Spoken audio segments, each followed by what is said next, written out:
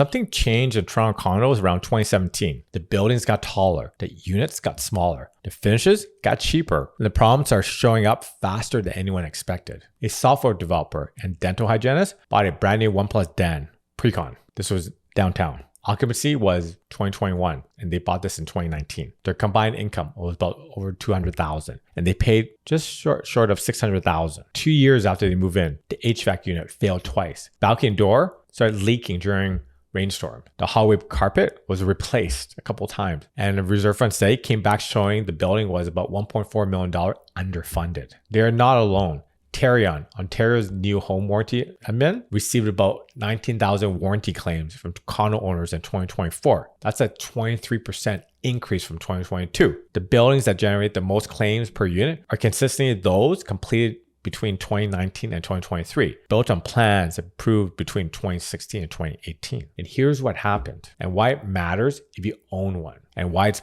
pushing condo owners toward houses faster than anything else in this market. Between 2015 and 2019, Tarion approved more condo towers than any other period in the city's history. CMHC data shows housing starts for condos in Toronto hit about 27,000 units in 2017.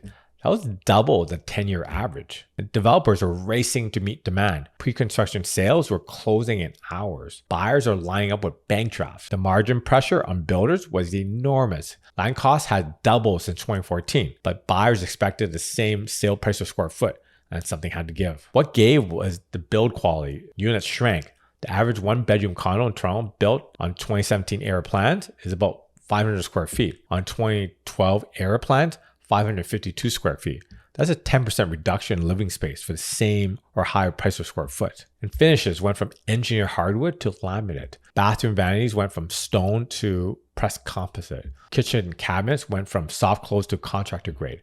And appliances went from Bosch to builder basic brands. And none of this is visible in the marketing brochures. You notice it when the laminate buckles in a year or two, when the cabinet doors warp from steam, when the dishwasher breaks, and the warranty covers the appliance, but not the water damage to the floor underneath. Every condo in Ontario is required to maintain a reserve fund for major repairs. I'm talking about the roof, elevators, HVAC, parking structure, and windows. The first reserve fund study happens within the building's first year and updates every 3 years after that. And here's the pattern I'm seeing in post-2017 buildings. The developer sets the initial condo fees low to make the units sell. A 500 square foot one bedroom might launch at about $400 per month in fees. That looks reasonable. It sells units. But the reserve fund contribution at that fee level is inadequate.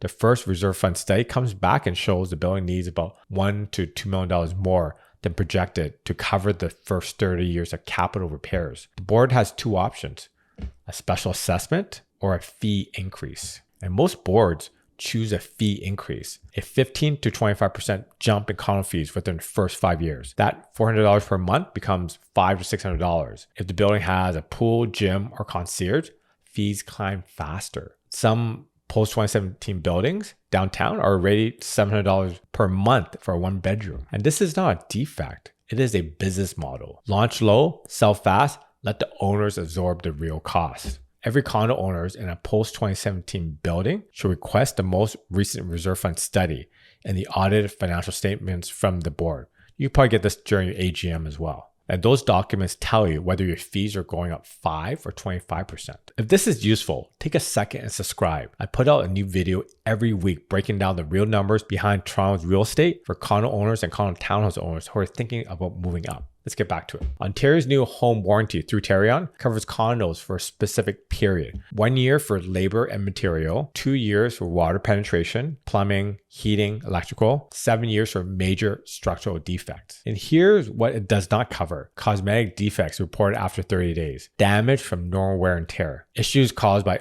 owner modifications, and common elements like the hallways, lobby, parking garage, elevator are covered under a separate common element warranty that requires the board, not the individual owner, to file the claim. And most condo owners do not know this. They assume Tarion covers their unit for 7 years. It does not. After year 2, only major structural defects qualify. A leaky balcony door at year 3, not covered. HVAC failure at year 4, not covered unless it's a structural issue. The buildings with the highest Tarion claim rates per unit in 2024 were completed between 2020 and 2022, which means plans approved between 2016 and 2018. The common issues: water infiltration through windows, HVAC balancing problems, cracking and parking garage slabs, and elevator reliability. If you own a unit in one of these buildings, check whether your board has filed a common element claims within the warranty window. If the 7-year structural deadline passes without a claim, the building loses coverage permanently. Every condo owner I talk to says the same thing. The fees keep going up. The buildings keep getting worse. And I'm paying $700 a month with nothing to show for it. That's $7 per month in condo fees over 10 years. Is about $84K. Over 25 years, $210,000. That money builds zero equity. It maintains a building you do not control, managed by a board you may not trust, in a structure built to margins that prioritize the developer's return over your long-term quality of life. Compared to a house, no condo fees. Your mortgage payments builds equity. Your maintenance costs are yours to control. A new roof costs about $12,000 every 25 years. A new furnace, $5,000 every 15 years. Annual maintenance built on detached house, $3,000 to $5,000. That's between $200 to $400 per month. Less than half of what most post-2017 condos charges in fees. And you own the land. In Toronto, land appreciates. Buildings depreciate. A condo is a building with no land. A house is land with a building on it. Over 20 years, the land does the heavy lifting. And this is why I tell every condo owner with $200,000 or more in combined income and $80,000 or more in equity, run the move up math. The East End has detached houses about $1 million. The monthly carrying difference is about $200 to $400 after you account for equity buildup and zero condo fees. So that software developer and dental hygienist that bought that pre-con, the reserve fund study came back about $1.4 million short. Their fees went from $500 to $640 a month. And they asked me what they should do. I told them the same thing I'm telling everyone. Check the reserve fund study, check the Tarion claim history, run the move up math. If your numbers work, stop paying someone else's building problems and start building equity on your own land. So something changed in 2017 and now you know what it is. Thanks for watching. See you soon.